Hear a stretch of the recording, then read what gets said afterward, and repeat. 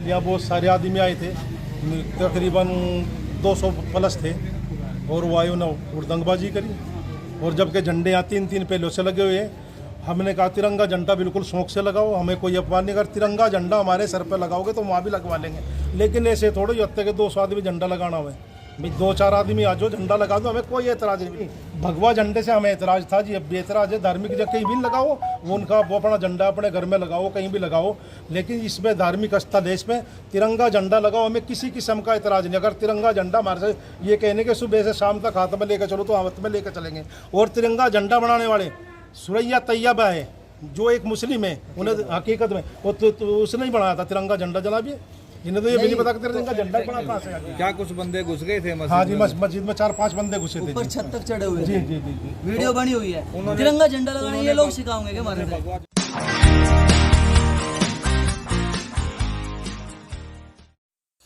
समालखा में हिंदू मुस्लिम के भाईचारे को कायम रखने के लिए पुलिस के साथ साथ समालखा बचाओ संघर्ष मोर्चा भी आगे आया है। संघर्ष मोर्चा के एक प्रतिनिधि मंडल ने मुस्लिम समुदाय के लोगों से मिलकर उन्हें सहयोग का आश्वासन दिया तथा 15 अगस्त स्वतंत्रता दिवस के दिन कुछ हिंदू संगठनों से जुड़े शरारती तत्वों द्वारा तिरंगा यात्रा के बहाने मुस्लिम समुदाय के धार्मिक स्थल पर उपद्रव मचाने की कड़े शब्दों में निंदा की है। मोर्चा संयोजक पीपी कपूर ने और क्या कहा, सुनिए उन्हीं की जुबानी। बचाओ संघर्ष मोर्चा की तरफ से आज हमने जो यहाँ का मुस्लिम समुदाय है उनके साथ एकजुटता प्रकट करते हुए आज यहाँ पर जो जामा मस्जिद है उसमें हमारा प्रतिनिधिमंडल गया था और हमने एकजुटता प्रकट करी है उनके साथ, क्योंकि कल जो 15 अगस्त के दिन स्वतंत्रता दिवस के दिन यहाँ पर आरएसएस बीजेपी के जो गुंडा तत्व हैं, लंपट तत्व हैं, उन्होंने यहाँ पर बवाल काटा, गुंडागर्दी करी, धमकियाँ दी और मस्जिद को अपवित्र किया। उसमें जूतों चप्पलों के साथ वो घुस गए, अंत की हरकत थी। और ये बड़ी हैरानी की बात है कि जो मुस्लिम समुदाय ने एक हफ्ते से यहाँ पर गुहार लगा रहा है पुलिस प्रशासन को कि भाई ये खतरे की संभावना है, हमला हो सकता है हमारे ऊपर, और 14 अगस्त को डीएसपी समालखा को लिखित तौर पर शिकायत दी इस बारे में, उसके बावजूद भी यहाँ पर सिर्फ 2 होमगार्ड के सिपाही कल सुबह बिठा दिए गए निहत्थे, कोई सुरक्षा के पुख्ता इंतजाम नहीं किए। और जबकि मुस्लिम समुदाय को पिछले 2 हफ्ते से, जब से नूह के अंदर ये दंगा करवाया है आरएसएस बीजेपी बजरंग दल ने, तब से यहाँ पर इनके ऊपर बैन लगा रखा है कि आप नमाज नहीं पढ़ सकते, धारा 144 लगी हुई है।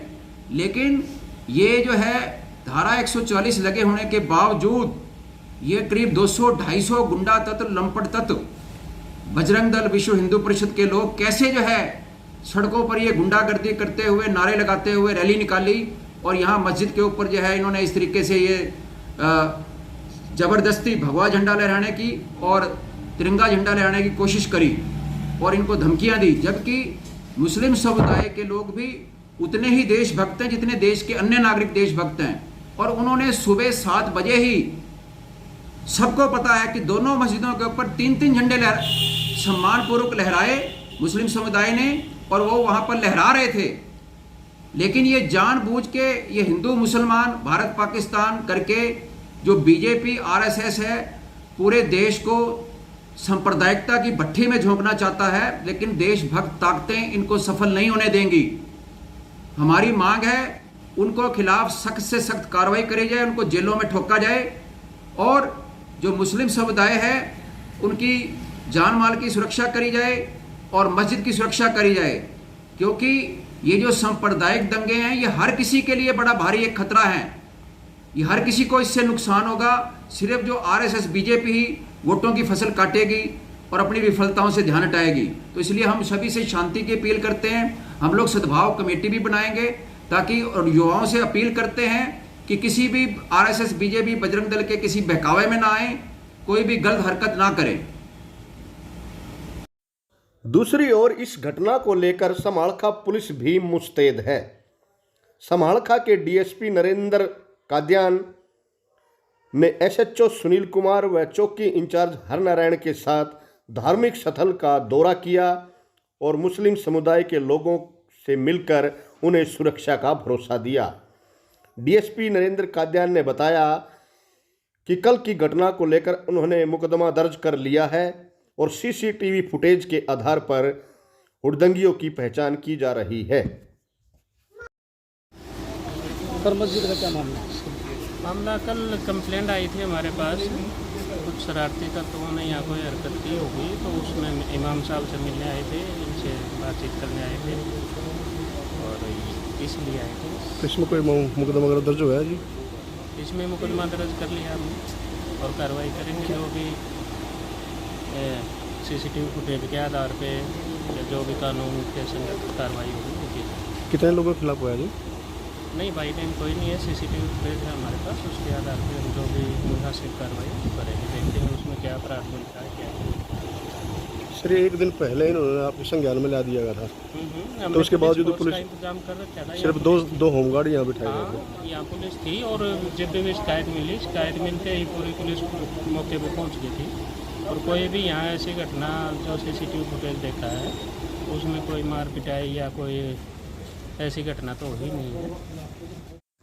देश का संविधान हमें धार्मिक स्वतंत्रता प्रदान करता है, लेकिन इसका ये मतलब कतई नहीं कि दूसरे धर्म के धार्मिक स्थलों पर हुड़दंगबाजी की जाए।